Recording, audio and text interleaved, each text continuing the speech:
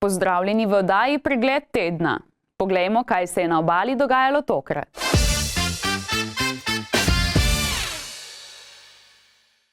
Na včerajšnji občinski seji občine Izola so se svetniki seznanili s kriteriji za vrednotenje pobud, ki se nanašajo na kmetije v postopkih prostorskega načrtovanja.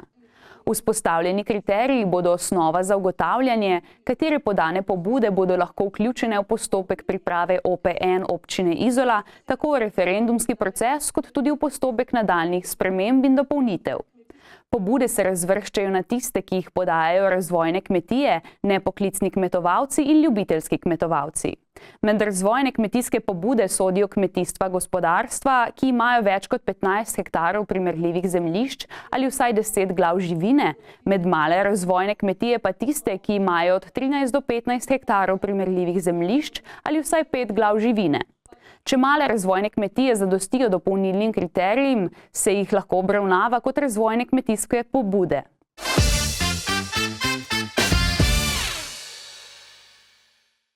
V Kopru je ta teden potekalo Evropsko prvenstvo v tradicionalnem tekvandoju. Poglejmo. Ta teden v areni Bonifika v Kopru poteka Evropsko prvenstvo v tekvandoju, namenjeno članom, veteranom, mladincem in otrokom. Udeležuje se ga 1250 tekmovalcev iz 37 držav. Ja, tekmovanje poteka v večjih disciplinah, eno tekmovanje v forma, tekmovanje v borba, tekmovanje v specijalni tehnik, tekmovanje v samoobrambi, tekmovanje v testu moči. To je vsako tekmovanje zanimivo po svojem, vsaka ima svoje pravila in naši tekmovalci in vsi ostali tekmovalci probajo doseči najboljše rezultate, pripravljajo se, delajo maksimalno, koliko se da narediti. Slovensko reprezentanco zastopa 30 športnikov in je sestavljena iz izkušenih tekmovalcev, ki so se v preteklih letih že večkrat uspeli povzpeti na stopničke svetovnih in evropskih prvenstev. Med njimi je tudi dvakratni evropski prvak Borut Sobota, ki je hkrati tudi trener, to pa bo njegovo poslovilno tekmovanje. Jaz mislim, da sem dobro pripravljen in če ne bi verjel v vrh, se sigurno ne bi niti prijavil, tako da sam vrh je moj tudi cilj. Konkurenca je po njegovih besedah huda, kar od tekmovalcev zahteva veliko napora in vztrajnosti. Kljub temu so se dobri rezultati slovenskih tekmovalcev pokazali že prvi dan tekmovanja. Tako je, ja, na začetku same tekme mislim, da je druga, ki je nastopila, Izabela Zahatek, osvojila bronasto medaljo v formah deklicah v rdeči pas. Ravno kar, ne vem, če pol ure nazaj, pa je Ana Jan ponovno osvojila naslov evropske prvakinje v formah starejših mladink prvi dan. Prvenstvo je eno izmed najvišjih tekmovanj na našem kontinentu, kakor je izpostavil organizator, zato so ponosni, da so letos organizatorji ravno oni. Prav tako so poudarili razvitost tekvandoja v Sloveniji. Mislim, da je. Tekvando že ima korenine v Sloveniji kar nekaj let. Imamo dobre klube, imamo dobre trenerje, imamo dobre tekmovalce, mi kot zveza tudi nekaj naredimo, teda mislim, da dobro delamo in da bomo še naprej dobro delali. Tekmovanja bodo potekala še do nedelje.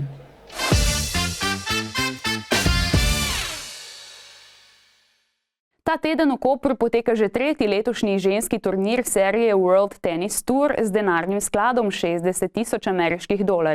Na turnirju nastopajo tudi številne slovenske igralke.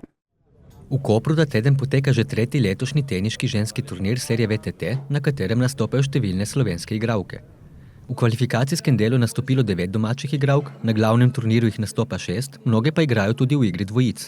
Lep pozdrav vsem gledalcem, poslušalcem, in sicer tretja izdaja tega turnirja letos z nagradnim skladom $60,000 ameriških. To je za naše razmere zelo visok sklad in velika priložnost tudi za vse igralke slovenske, tako slovenske kot tudi domače, da se izprobajo v tej neizprostni konkurenci, da vidijo pač kako ta tenis na višjem nivoju poteka. Fajn, zadovoljni smo, predvsem smo zadovoljni zato, ker je udeležba dosti Slovenk tukaj, kot je omenil prej kapetan, 6 jih igra glavni turnir, 9 jih je bilo v kvalifikacijah, to je lepa številka za nas in se pravi, da te mlade punce želijo, ko bi rekel, napredovati in se primerjati oziroma okusiti tudi slast tega tenisa na tem višjem nivoju. Tako da zelo zadovoljni, tudi sama udeležba, tujke, katere so recimo najvišje rangirana je Pana Udvardi, 150 na svetu, to je za tak turnir kar dobra udeležba, glede na to, da je po svetu še dosti tudi drugih turnirjev, pa Chloe, Francozinja, tudi bivša prej bila že med 100 in to, tako da fajn, zadovoljni. Za slovenske igralke pa Hafner pričakuje vsaj preboj do polfinala. Pričakujemo preboj v naslednje kolo, oziroma nadaljevanje turnirja, da tudi kakšna Slovenka potem pride dlje, se pravi polfinale, finale. Želimo si finale, sanjsko bi bilo zmaga Slovenke tukaj doma, pa da vidimo, kje bo dala žogico več čez mrežo. Letos bodo organizirali kar 25 turnirjev te serije. Gre za projekt Teniške zveze, ki kljub relativno majhnemu proračunu z večanjem števila profesionalnih turnirjev lete približa tudi slovenskim teniškim igralkam in igralcem in jim s tem omogoča preboj na elitne turnirje WTA in ATP. V samem svetu tenisa bi tle apeliral na Svetovno teniško organizacijo, kjer sicer se trudi v smeri zadovoljevanja finančnih potreb najuspešnejših tekmovalcev tenisa. Vemo, da nek break-even je nekje okoli 150. mesta na svetu, če zavzamemo neko povprečje ženskega in moškega tenisa, kar je definitivno nekaj, kar je potrebno to lestvico zvišati. Aktivnosti v tej smeri potekajo, ampak zagotovo prepočasi. To seveda zelo obremenjuje tudi nacionalne panožne zveze, ene izmed teh smo tudi mi in potem prevzemamo v bistvu celotno obremenitev v bistvu, se pravi naših tekmovalcev, kjer pač to lahko in v meri, kolikor to zmoremo, potem na lastna pleča. Seveda je levji delež še vedno na tekmovalcih, njihovih sponzorjih, starših in tako naprej, ampak tukaj, pa zdaj odgovor na vaše vprašanje, je naš v bistvu tisti glavni cilj, kateremu se posvečamo, to je pa večanju budžeta za vrhunski članski tenis, s čemer jim pomagamo v bistvu, se pravi z organizacijo takih turnirjev, kakršnega imamo tukaj v Kopru, tukaj moram priznati, smo dokaj uspešni, pa potem neposrednih finančnih injekcij, ki jih lahko ali pa bomo ali pa jih probamo investirati, se pravi naše tekmovalce in pa nekaj ostalih produktov, ki jih za njih tudi pripravljamo oziroma jih že izvajamo. Tako da tukaj so tiste rezerve, na katere se koncentriramo. Nam je zelo jasno, kaj je pred nami, ampak za to so potrebna sredstva, ki jih strani države dobimo izjemno malo. Bom povedal za primer. Ravno smo bili v Bratislavi na Billie Jean King tekmovanju, državi, ki ima nižji bruto domači proizvod od Slovenije in država kot taka neposredno investira v šport 80 milijonov.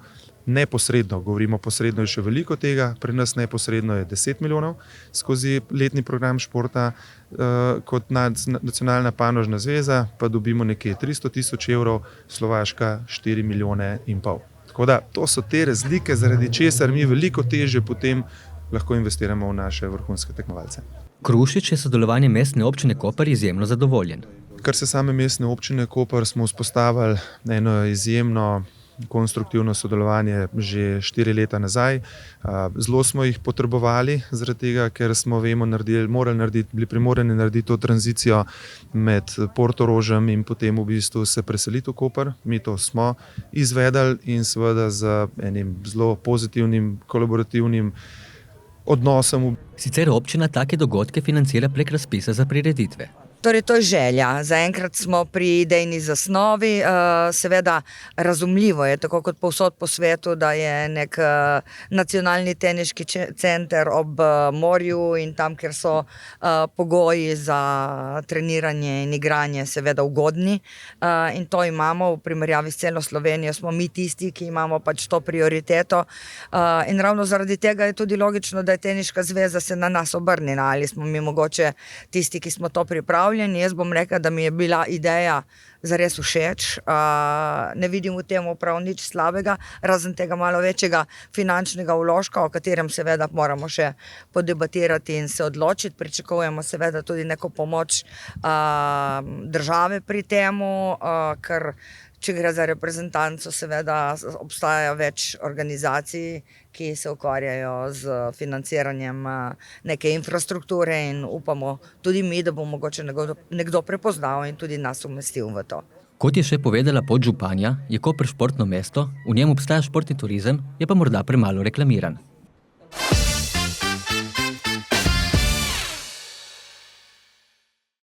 Starejši prebivalci Izole bodo v naslednjih 3 letih dobili nov dom upokojencev.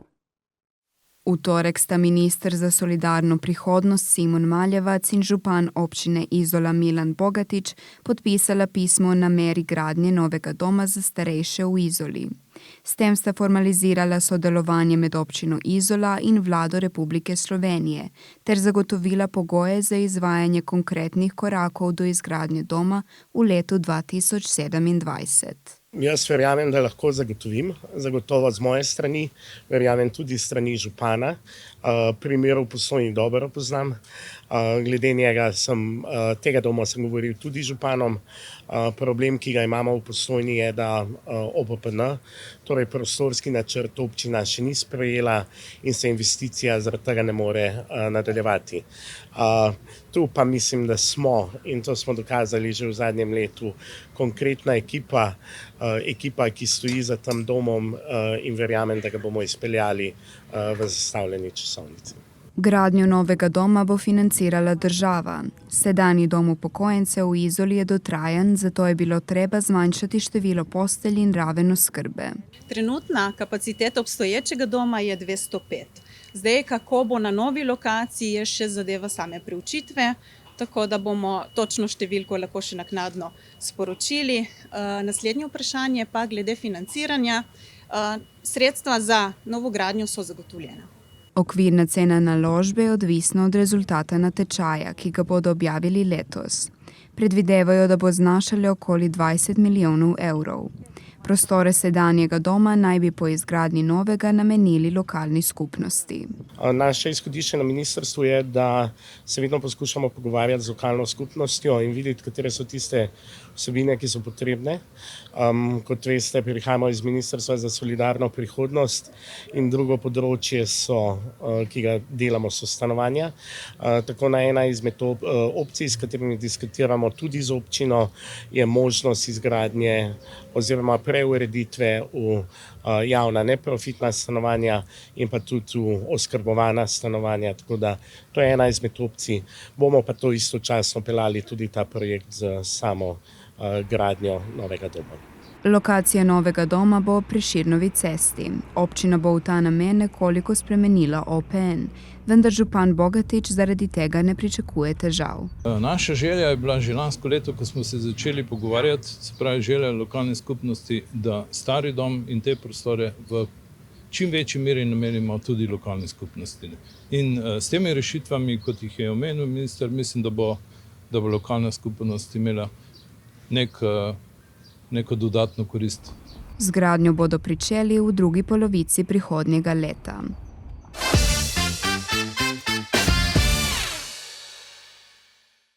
Ob 20-letnici vstopa Slovenije v NATO so po državi potekale proslave, na katerih so politični predstavniki praktično peli hvale Severnoatlantskemu zavezništvu. V Kopru pa smo na okrogli mizi gostili dr. Uroša Lipuščka, ki je predstavil nekoliko drugačen pogled na akcije zavezništva. Osredotočil se je na vojni v Ukrajini in Gazi. Letos obeležujemo 20-letnico vstopa Slovenije v NATO. Če smo na proslavah lahko slišali visoke politične predstavnike, ki so praktično peli hvale Severnoatlantskemu zavezništvu, smo v Kopru bili deležni okrogle mize, na kateri je dr. Uroš Lipušček predstavil nekoliko bolj kritičen pogled na akcije, ki jih izvaja NATO. Tema okrogle mize sta bili vojni v Ukrajini ter Gazi. Zakaj se je zgodila vojna v Ukrajini? Ali se je Putin zbudil zjutraj, pa ni dobro spal, vstal z levo nogo in rekel, danes bom ukazal, da naše sile vstopijo v Ukrajino. Bom krajši pa bolj metodološki. 4 glavni elementi so bili. Prvi, o katerem se praktično sploh ne govori, to so naravna ruska bogatstva. Drugi element je širjenje NATO. Ko je razpadla Sovjetska zveza, bi bilo pričakovati, da bo razpadel tudi NATO. Tretji element je to, da so potem, ko so Američani pa CIA sprovocirali državni udar v Ukrajini in vrgli zakonito izvoljenega predsednika Janukoviča, ki je bil toliko pameten, da on se ni naslonil 100% niti na Rusijo, niti na Evropo In takrat je Ukrajina imela še v svoji ustavi člen, ki je določil, da je Ukrajina nevtralna država. Ko so njega vrgli, so ta prvo šuknili ven ta člen in se začeli zavzemati za to, da bo prišla Ukrajina v NATO. Četrti faktor je pa naraščanje nacionalizma tudi znotraj Rusije. Duma je večkrat, več let pritiskala na Putina, naj že konča to, kar se dogaja tam v vzhodnem delu Ukrajine. Putin je do zadnjega to bremzal. Putin niti se je zavzemal za to, da te ruski deli postanejo še zmeraj sestavni del Ukrajine, da ne bodo pripadli pod Rusijo, ampak to je potem se pokazalo, da to ni mogoče, ker je prišlo, preden se je Putin odločil za agresijo, so opazovalci in Organizacije za varno in sodelovanje v Evropi poročali, da se v te ukrajinska vojska skupaj z temi neonacističnimi silami pripravila na vojaško intervencijo proti tem ruskemu prebivalstvu. Sicer je bil glavni poudarek na tem, da za rusko-ukrajinsko vojno ni niti približno problem samo v ruskem predsedniku, ampak da je bil napad na Ukrajino pravzaprav odziv na prejšnje dogajanje. Kot je za naš medij ponovil dr. Lipušček, je bil eden izmed vzrokov za napad razmah nacistične ideologije. No, to je bil eden od temeljnih elementov, zakaj je prišlo do napada. Drugi so bili zapostavljene manjšine ruske, prepoved uporabe ruskega jezika v šolah, v javnem življenju in dejstvo, da so te paravojaške ukrajinske sile pobijale rusko govoreče Ukrajince ali pa rusko manjšino. Mislim, to je bil eden od elementov. Prvi je bil seveda širjenje NATO, drugi je bil verjetno težnja Zahoda kapitala po ruskih naravnih bogatstvih in jaz mislim, da je Putin res uprizoril agresijo, vendar je bila to izzvana agresija. To, ker je Zahod res vse naredil, da je njega sprovociral in da je prišlo do vojne. Zato ker tudi v času, potem, ko so Rusi že prišli noter, je bil Putin pripravljen na pogajanja, pripravljen se bi celo umakniti iz Ukrajine, to pomeni, da bi Ukrajina ostala razen Krima enovita država, vendarle to Ukrajinci na pritisk Zahoda niso sprejeli. In zato se vojna nadaljuje, upam, da ne do zadnjega Ukrajinca. Glede Gaze pa je bila na pogovoru izpostavljena predvsem dvoličnost odziva na vodenje vojne strani Izraela, ki je po prepričanju Lipuščka dejanje genocida. Moram reči, da ne samo, da nas je sram.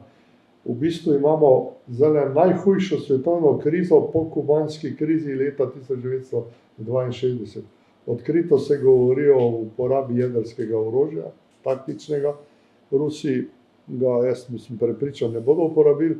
Ni pa to rečeno, da ga ne bodo Izraelci potem, kar oni delajo na področju Gaze, če pride do spopada z Iranom. Jaz sem prepričan, da bodo Izraelci to uporabili. Sicer Lipušček meni, da reakcija Izraela na napad Hamasa ni niti približno samoobrambna. Ne, to absolutno ni, to je čista agresija za šolske učbenike in problem je v tem, da Zahod obsoja Rusijo za agresijo na Ukrajino, ja, medtem ko pa gleda Izraelu skozi prste. Izrael pobija otroke, ženske, vse po vrsti in se nič ne zgodi. Celo pomisel o tem, da bi proti Izraelu uvedli sankcije, je zavrnjena z najvišjih vrhov, ne samo Združenih držav Amerike, ampak tudi Evropske unije. Skratka, Zahod igra absolutno dvolično in nemoralno vlogo, kar zadeva Ukrajino, kar zadeva Gazo in še posebej zato, ker še vodilni politiki Evropske unije še do danes niso priznali, da gre za genocid. Kar pa je po mnenju Lipuščka več kot očitno, pri čemer je jasno izražen tudi naklep. No, naklep je zelo jasen, se vidite, so se umaknili na jug in zdaj na jug bombardirajo. Mislim, to je jasno. Naklep je že tudi to, da stradajo prebivalstvo, da ne dopuščajo, da bi konvoji iz hrane prišli, da uničujejo bolnišnice in tako naprej. Skratka, naklepov je kolikor hočete. To je šolski primer genocida, ki ga pa na žalost zahodni svet pod vodstvom Združenih držav Amerike noče priznati, in to je največja moralna kriza človeštva po drugi svetovni vojni. Ob zaključku pogovora sta sogovornika opozorila na pomen prihajajočih volitev v Evropski parlament, ki so za prihodnje usmeritve Evropske unije izrednega pomena.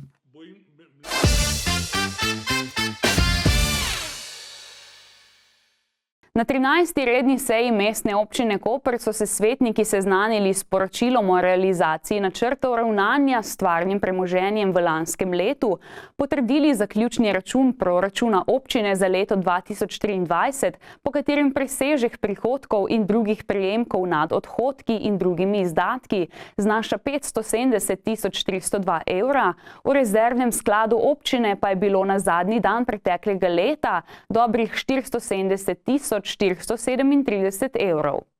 Prav tako so potrdili dokument identifikacije investicijskega projekta za izvedbo videosnemanja cest v občini. V lanski poletni sezoni so bili na cestah veliki zastoji, ki so bili občutni zlasti na podeželju. Razlog za to je, da turisti za orientacijo večinoma uporabljajo navigacijo, ki jih vodi po tej poti. Zato bodo v občini posneli vse ceste, da bi posodobili bazo podatkov. Povod je predvsem zaradi tega, ker je občina Koper ima to takšno pozicijo, da imamo veliko tranzitnega prometa turistov, ki v bistvu se poslužuje navigacije v primeru, ko gre za plačilo avtoceste ali pa če je gužva na avtocesti in jih takrat vozi po teh stranskih cestah, ki pa kdaj niso pravilno kategorizirane ali pa ustvarjajo tam pol zastoje in bi radi te ceste v bistvu izločili iz tega tranzitnega prometa. Veliki navigacijski sistemi, kot so Google Maps, v realnem času zbirajo podatki satelitskih posnetkov, kamer na prometnih znakih in številnih drugih virov podatkov. Zbrani podatki se v realnem času posredujejo orodjem za analizo podatkov, ki jih spremenijo v natančne informacije za uporabnike. Google in ostali, Google Maps, navigacije od Apple in ostale, so v bistvu oni so, tako kot so nekoč tiskali zemljevide, tudi oni od nekje poberejo podatke in jih natisnejo.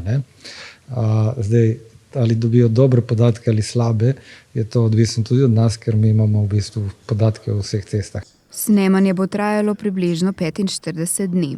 Projekt se bo izvajal med majem 2024 in aprilom 2025, odvisno od podizvajalcev. Poudarjajo, da je treba snemanje izvesti v pomladnih mesecih. Zaradi tega, ker je svetloba drugačna, ker se v bistvu pregleduje tudi obrabljenost same ceste hkrati in če dežuje, če je slabo vreme, če je so ti posnetki pa slabše kvalitete. Samo snemanje cest bo stalo približno 50.000 evrov. Celoten projekt, ki vključuje tudi zajem vertikalne in horizontalne prometne signalizacije za učinkovitejše spremljanje stanja infrastrukture in pripadajoče opreme ter pripravo načrtov vzdrževanja in investicijskih nalog, je vreden 149.496 evrov. Projekt bo financirala občina iz lastnih sredstev.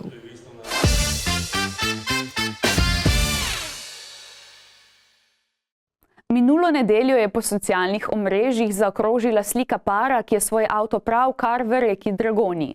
Ob tem sta uporabljala kemična čistilna sredstva. Ker sta s tem ogrožala krhek rečni ekosistem, smo na Policijsko upravo Koper in Inšpektorat Ministrstva za naravne vire in prostor naslovili vprašanja v zvezi z možnimi ukrepi zoper storilce. Minulo nedeljo je po socialnih omrežjih zaokrožila slika para, ki je svoj avto pravkar v reki Dragoni. Ob tem sta uporabljala kemična čistilna sredstva. Ogorčenje, ki smo ga lahko zasledili na družbenih omrežjih, je razumljivo. Vendar le s takim prepotentnim vedenjem neposredno ogrožajo že sicer krhek rečni ekosistem, v katerem prebivajo tudi zaščitene in ogrožene živalske vrste. Prek zajema vode za zalivanje kmetijskih površin pa te snovi končajo tudi v hrani lokalnih prebivalcev. To se prvo ne dela v reki in za organizme pomeni to, da škodi na njih šampon. Po trditvah Bertoka pa so takim dogodkom redno priča. Vse take osebe redno prijavljajo inšpekcijskim službam. Take osebke redno srečamo in tem ljudem ni pomoči, ne pomagajo ne table, ne pomaga. To je pač se bližamo, ko smo se smejali Američanom, ki pač hišnega ljubljenčka ne smeš prati v pralnem stroju. Če ribiški čuvaj vidi takega osebka, ki mu ni jasno, da se to ne počne, se ga prijavi inšpektoratu za okolje. Z inšpektorata za naravne vire in prostor so nam odgovorili, da zakon o vodah prepoveduje pranje vseh vozil in drugih strojev ali naprav v površinskih vodah ter na vodnem in priobalnem zemljišču. Globe za prekrške so določene v 181. členu zakona o vodah. Za posameznike, ki kršijo omenjeni člen zakona, grozi globa od 400 do 1200 evrov. Ob tem pozivajo očividce takih dogodkov, da le te nemudoma prijavijo inšpektoratu. Prijava je lahko tudi anonimna. Sicer po mnenju Bertoka, takim osebam niti kazni ne preprečujejo takega početja. Takim ljudem mislim, da ni pomoči. Če parkira avto sredi reke in ga našamponira, tudi kazen mu ne bo pomagala nikoli, ker je to brezupen primer. Policisti Policijske uprave Koper so omenjena posameznika že sledili. Sumijo ju kršitve zakona o ohranjanju narave in zakona o vodah.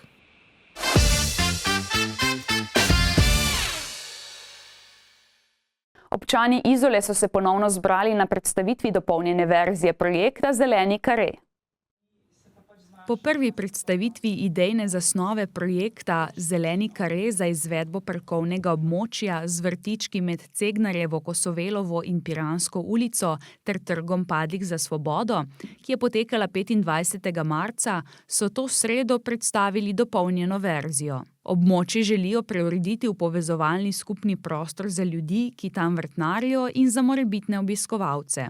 Stanovalci so na prvi predstavitvi izrazili presenečenje nad predlogi ureditve, nekateri so temu tudi ostro nasprotovali ter izrazili skrb glede hrupa in da bi lahko območje postalo zbirališče odvisnikov od drog. Na predstavitvi dopolnjene verzije zasnove je arhitektka Jana Kozamernik iz Land Studia 015 predstavila nove predloge. Taka bistvena sprememba, ki je to, da se v tej zasnovi nekoliko več območja nameni ponovno vrtičkom, se pravi tem, ki so deljeni, in nekoliko manj je tega skupnega javnega prostora. Zdaj želeli smo pa tudi v prejšnji zasnovi to, da se ta vseeno javna poteza, oziroma mi pravimo javna, pač tista skupna poteza, lahko ureja tudi kot nek skupni urbani vrt, recimo zeliščarski vrt ali pa nek prostor za umestitev kakšnih nekih skulptur ali pa kakšna taka dejavnost, ki povezuje vse te prebivalce oziroma njihov kare v bistvu. Po predstavitvi so se s svojimi mnenji odzvali tudi občani. Nekateri so nov predlog videli kot izboljšano rešitev, drugi pa so ponovno kritizirali dopolnjen projekt. Izrazili so predvsem strah glede varnosti, kljub temu, da so v novi rešitvi predvideli omejen vstop v kare z vrati in ograjo. Jaz mislim, da ta druga rešitev je sprejemljiva, verjetno veliko bolj za te, ki že danes uporabljajo ta prostor. In na nek način neko varstvo pred tistim strahom, ki so ga izražili zadnjič v kulturnem domu, da se bojo jutri pojavile tam neke igle na tleh, ki jih lahko otroci tikajo in tako naprej. Če tako milo rečem, teh strahov bo sigurno manj. Z novim predlogom so stopili korak bližje pričakovanjem občanov, upoštevali pa bodo tudi odzive, ki so jih dobili na dopolnjeno verzijo. Na podlagi današnjih komentarjev bomo mogoče ene stvari v tem premisleku bolj detaljnem upoštevali z vidika same uporabe, recimo drevnine, te zasaditve,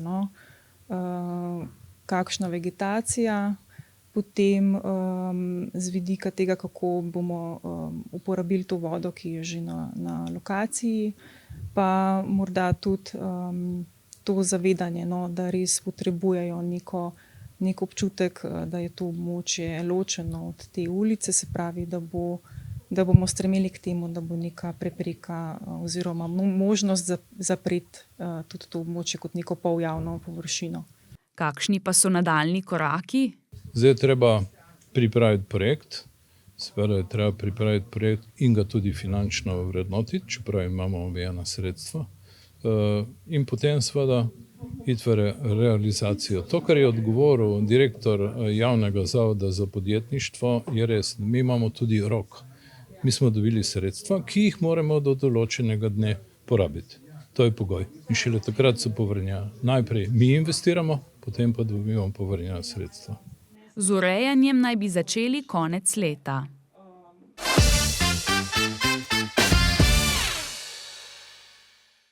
Če ne prenesete odstrela srn, ne kličite lovcev.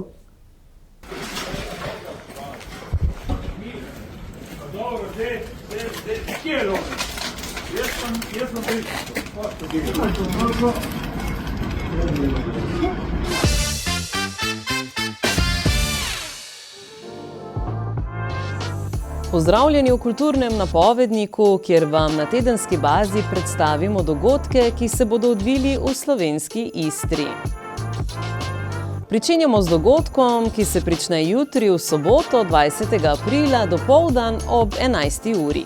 Gre za anime konvencijo Umiko 2024.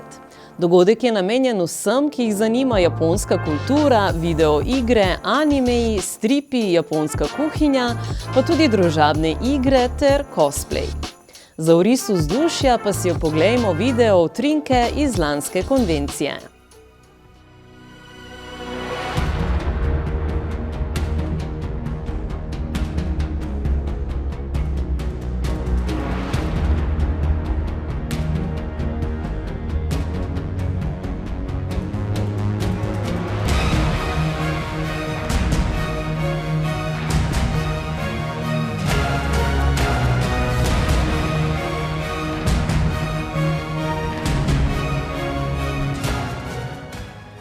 V istem dnevu bo v večernih urah v Zadružnem domu v Vanganelu potekala stand-up komedija priznanega slovenskega komika ter igralca Vida Valiča. Ta nosi naslov Strast, dojenček in rompompom. Pričetek predstave ob 19. uri. Naslednji dan, na nedeljo 21. aprila, pa se lahko odpravite na razgledno točko po domače Višto v Marezige, kjer se bo v sklopu glasbenega bicikla odvil spomladanski koncert, na katerem bodo nastopili Bandit Orkestra. Pričetek dogodka ob 18. uri. Od ponedeljka 22. aprila pa vse do petka 26. aprila pa se bodo na Prešernovem trgu v Kopru odvijali dnevi knjige. Gre za sejemsko prodajo knjig, v sklopu katere se bodo odvijale tudi prireditve za otroke. Sejem bo potekal vsak dan med 10. in 18. uro. V četrtek 26. aprila pa sledi še ena stand-up komedija. Ta se bo odvila v auditoriju Portorož, kjer bodo pod okriljem pop-up teatra v komediji Ičkoti 2 nastopili Žan Papič, Admir Baltič, Ranko Babič, Ivan Šarič in Denis Avdić. Pričetek predstave ob 19. uri. V petek sledijo še 3 koncerti. Prvi se bo odvil ob 20. uri v Centru mladih Koper, kjer bo nastopila slovenska indie rock zasedba Murphy. Oglejmo si njihov videospot skladbe Tobogan, ki je bil posnet prav na naši obali, natančneje v izolskem San Simonu. Gremo, to je nora. Nočem več pesmi pisat, jaz bi sam tebe gledal, jaz bi sam dobro zgledal. Men se ne da več razmišljat, sicer sem v redu, kakor za koga. Ko trga se list drevesa, kam odnese ga veter ne ve. On sem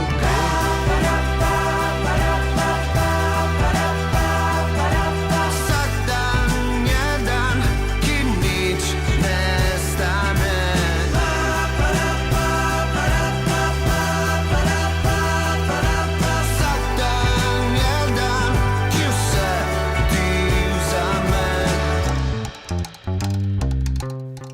S pričetkom prav tako ob 20. uri pa bo na ta večer v gledališču Tartini potekal koncert beneškega baročnega orkestra pod vodstvom dirigenta Andreja Marcona, kateremu se bo pridružil tudi solist Michael Oman na kljunasti flavti. Za nekoliko mlajše poduši pa se bo ob 21. uri v izolskem Hangar baru odvil koncert ljubljanskega hip-hop izvajalca Vaca Marka Jacoba Kavace, sina priznanega slovenskega igralca Sebastiana Kavace. Prisluhnimo njegovi skladbi Sibelius.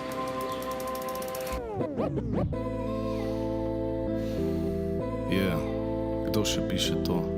Noben. Pazam za uho, goddamn. Fuknem iz telesa se, nočem v nebesa še, sprešam vse besed v glavi, da mi meša se. Ne peša verz, nisem jaz nekeven amater, cloud je neki, respekt pa reperih naber. V fotki flair, vem ni fair, mozak vam obračam, delo na sebi, k starmu sebi se ne vračam. Plačam poslušalca, ko rokujem s to uprtjo, vsazga brez kazalca v kronam, izvrstno. Ejno, lejno, Helsingfors v krvi, Sibelius v glasbi, posluh v vrsti prvi. Tip ga mrvi, ko v zlati dobi slikarstva, neustavljiv sem pera ad astra. To je z naše strani vse. Napovednik dogodkov si lahko preberete na naši spletni strani www.megafon.si ali pa v najnovejši izdaji časopisa Megafon. Se vidimo prihodnji teden.